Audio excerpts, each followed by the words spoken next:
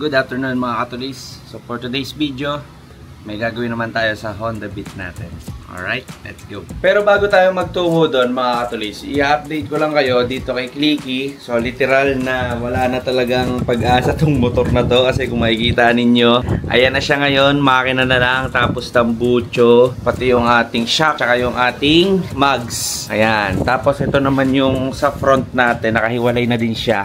Ayan. So, nakakalas ngayon siya kasi yung chassis natin ay pinarepaint natin kay anak ng Pinas or kay Kuya Francis sa Valenzuela. So, by next week pa natin siya makukuha kaya talagang parts out talaga si Clicky ngayon. Hindi natin siya magagamit talaga. Kasi mga katulis, si Clicky ay 5 years old na. So, technically, nung tinanggal natin siya at nahubaran natin since pinaparepaint nga natin yung kaha natin, eh, nakita natin na yung chassis natin ay kinakain na siya na kalawang. So, technically, bago pa mapunta sa ganong senaryo yung ating chassis, since original din naman yung chassis natin, ay pinarepaint ko na rin siya kagad kay anak ng Pinas. So abangan nyo na lang yung kulay, pero ang pinaka tips ko is ipabalik na natin yung original color niya with a twist. Yun ang mangyayari sa kaha natin. Alright, so please like, comment, subscribe. Pindutin mo na rin yung notification bell para updated ka sa mga bagong updates sa Honda Click natin. Alright? Go. Pero yung video natin ngayon mga katulis ay para sa Honda Beat natin na pinili natin sa aking mother. Yan, kasi nag-upgrade na siya ng PCX. So, unti-unti natin pinapaganda yung Honda Beat FI natin. So, meron tayong error na ginawa doon. Kung mapapansin nyo dito sa video na to ay yung ating side mirror sa left and right ay hindi siya pantay. Yung left ay mas malayo, yung right naman na side mirror ay mas mahaba. Ay mas malapit pala. Kaya kung makikita ninyo, eto may nabili ako dito sa Orange app para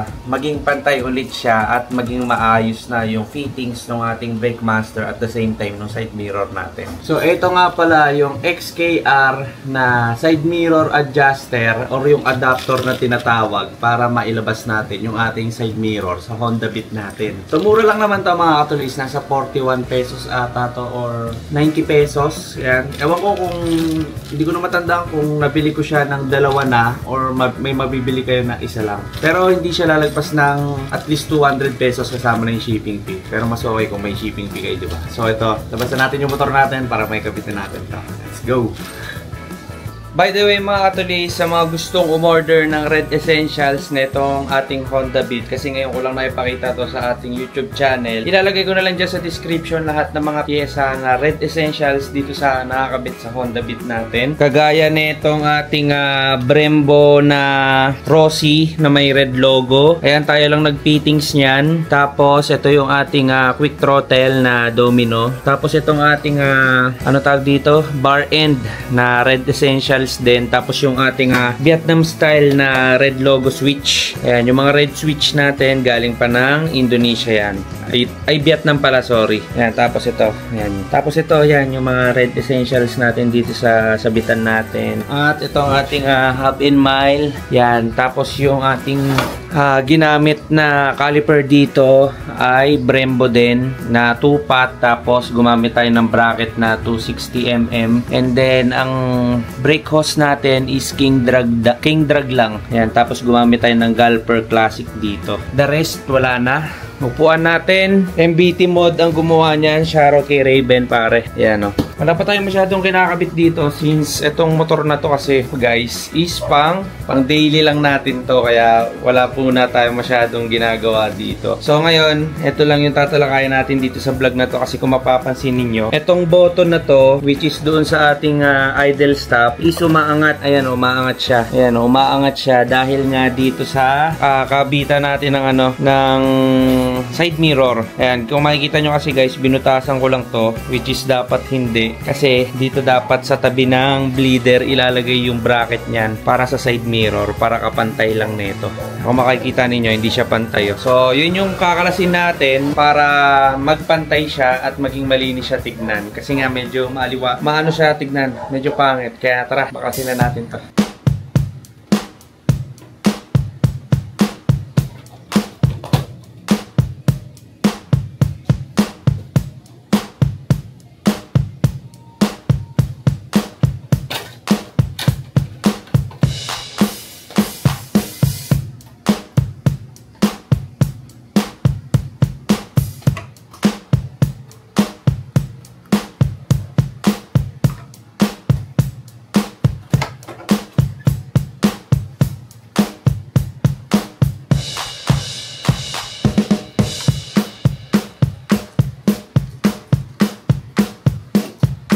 Kailangan lang natin iurong to ng konti para may pasok natin yung adjuster. Kasi kung hindi natin to iurong, hindi natin may lalagay dito sa gitna nito yung pang side mirror clamp.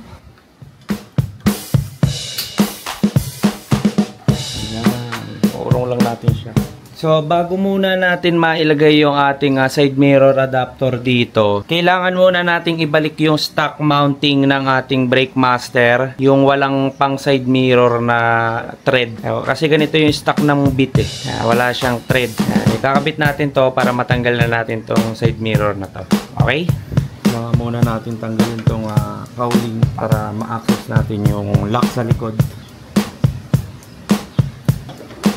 Okay.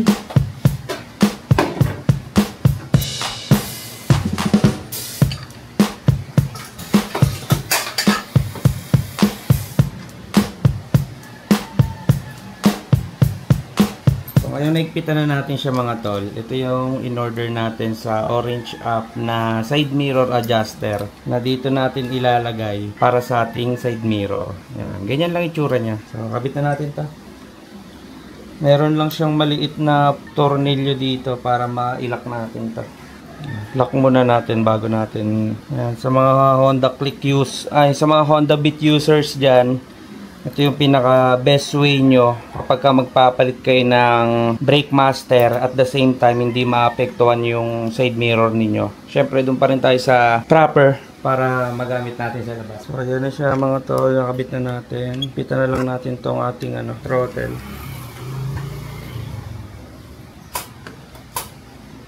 Lagyan na din natin tong ating bar end.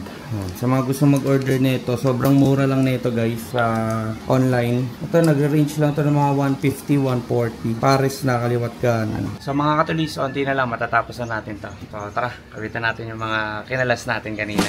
Let's go!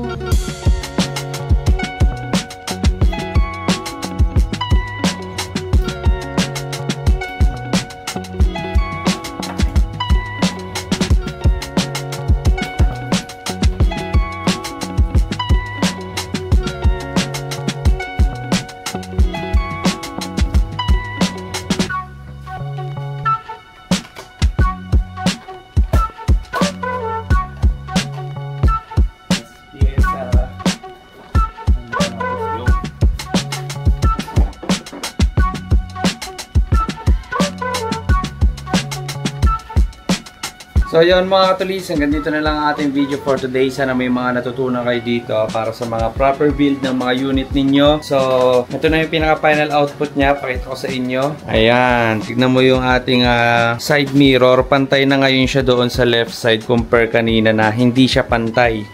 Ayan, ganyan na yung pinaka final output niya. Ayan, malinis na siya tignan, di ba? So, yun mga katulis, hanggang dito na lang. Please like, comment, and subscribe. Pinutin mo na rin yung notification bell para updated ka once na meron tayong mga bago pang i-update at tutorial sa ating channel. Alright? Peace out mga katulis.